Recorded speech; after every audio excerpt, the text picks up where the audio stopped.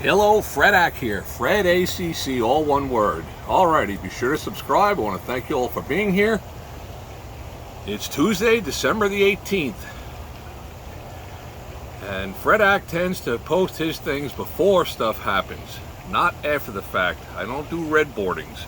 So, let's take a look at what's going on here.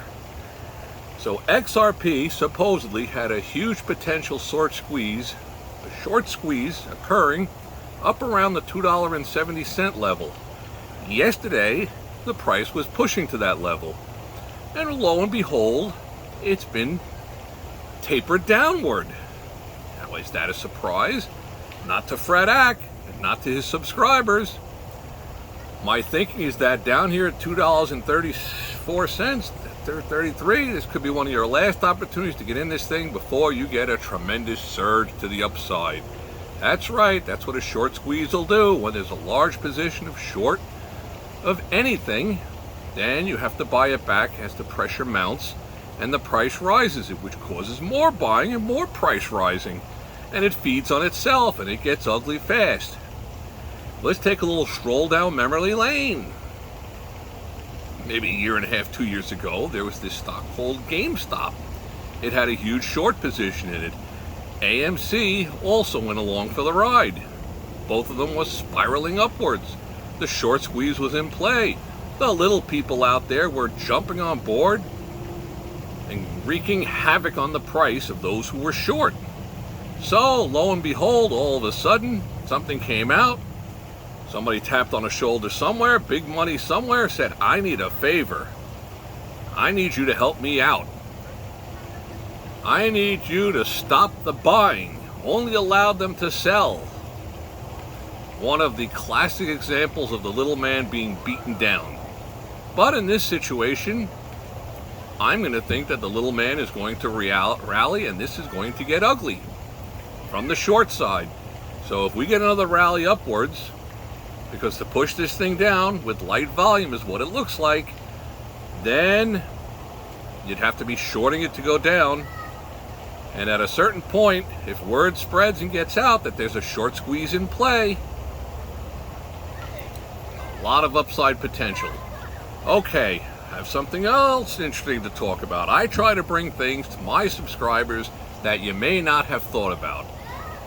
I mentioned in some of my previous posts, and of course I thank you all for being here, and I hope you subscribe and watch some of my postings, because knowledge is power, and I try to bring you some knowledge, or at least some ideas that are inside my head.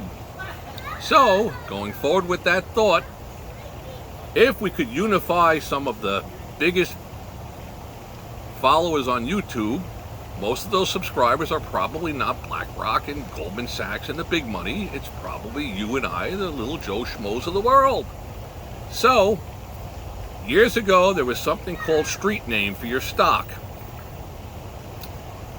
If you own stock, you could actually get the certificates, the certs sent to you, and you'd get this really fancy 8x10 or 8x11 document that said you own 100 shares or 5 shares of Grand Union Corporation or Eastman Kodak or IBM or whatever it might be. Usually they had a lot of different fancy logos around the sides of them and stuff. You could probably find some of the older ones that have no value, except the value as a collector's. It's a cool thing to have. Those were called the certificates. Then the big brokerage firms realized it would be safer for you and better for them financially, of course, better for them financially, to hold your stuff in street name.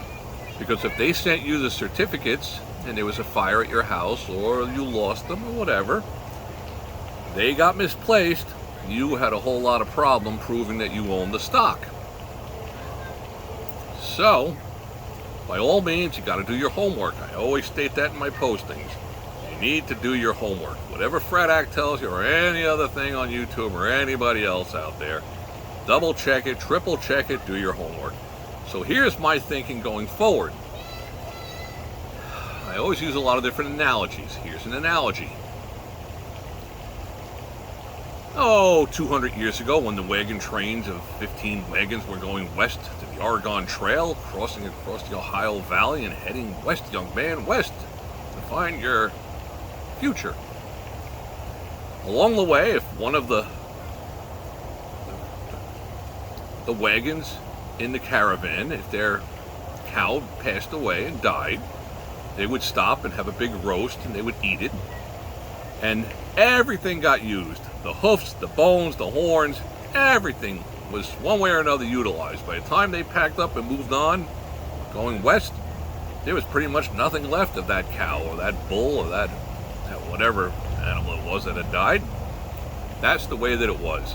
Well, that same analogy kind of transposes over to the big name brokerage firms. If you have money in your account, they're going to loan that out to people overnight and charge them money for that. If you have stock, they're loaning that stock out to the people that are short, the short interest. If you're long a stock and there's a dividend paid, you collect the dividend. But most of the big name brokerage firms realized that they could make more money by pocketing the short interest. Short interest was something that they pocketed.